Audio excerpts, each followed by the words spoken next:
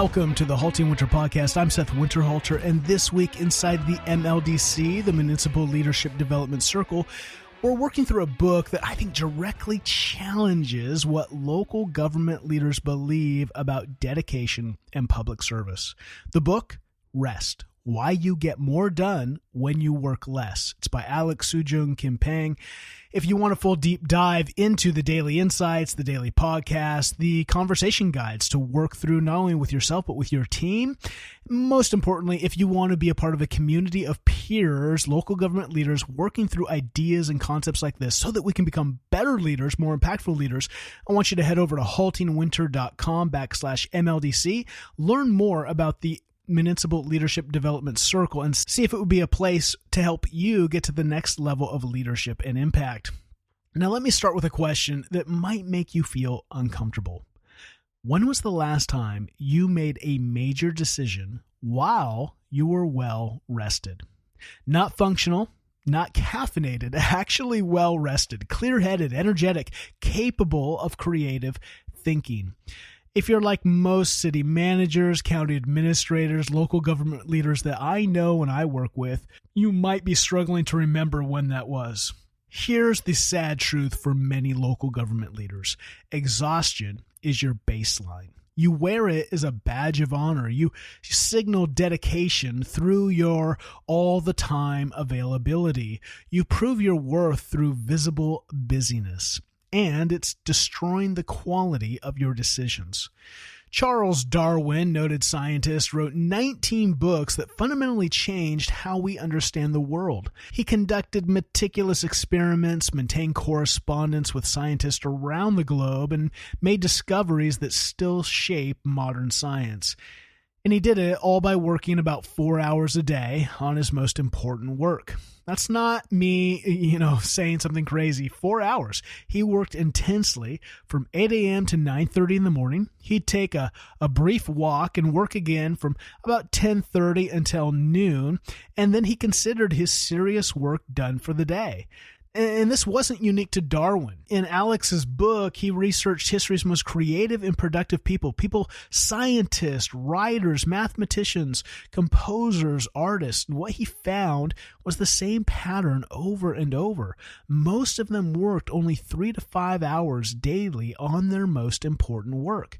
Not because they were lazy, but because they understood something most of us, I think, in today's busyness and today's technological age that we've forgotten. Work and rest are not opposites. They're actually partners. Now, I know what you're thinking. That's great for a Victorian scientist, but I'm running a city in the 21st century. I have meetings throughout the day, evening council meetings. I have weekend emergencies. I have constituent emails at all hours. I have a community that expects me as a leader to be everywhere and available at all times. That kind of thinking and that reality is why I think precisely this book matters for you. Because the decisions you make as a municipal leader are often more consequential than those made by private sector executives. Your budget decisions affect public safety and community services, the very services that we take for granted and we cannot live without.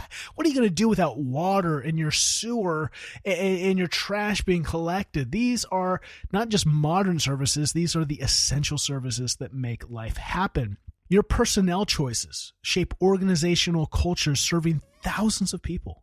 Your strategic direction and decisions influence community development for decades. The quality of those decisions depend entirely on the quality of thinking that produces them, and exhaustion destroys quality thinking. Here's what research shows. After about 3 to 5 hours of intense cognitive work, your brain's capacity for high-quality thinking degrades significantly. Now, you can keep sitting at your desk all day long, but you have to admit you're not doing your best work anymore. You're creating activity without insight. There's a study from the 50s. It looked at scientists and their productivity, and what was amazing is the scientists who worked 20 hours per week, they published more papers than those working 35 to 40.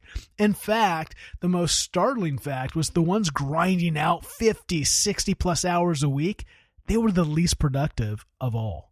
Think about what that means for your work. How much of your work week is spent in actual strategic thinking? Not meetings about strategy, not emails about priority. Actually focus time wrestling with your most important challenges. For most leaders, I think if you're honest, if you really look at your calendar, not your aspirations, but the actual time on your calendar, I think that time is closer to zero. Your calendar is filled with meetings and your strategic thinking is hoping to fit into the cracks of that. That's why it happens usually late at night, whenever you can steal some time away. But you have to be wondering why you don't feel as strategic as you know you could be. Here's what's most interesting and encouraging about this book. It's not about working less. It's about understanding how your brain actually works to solve complex problems.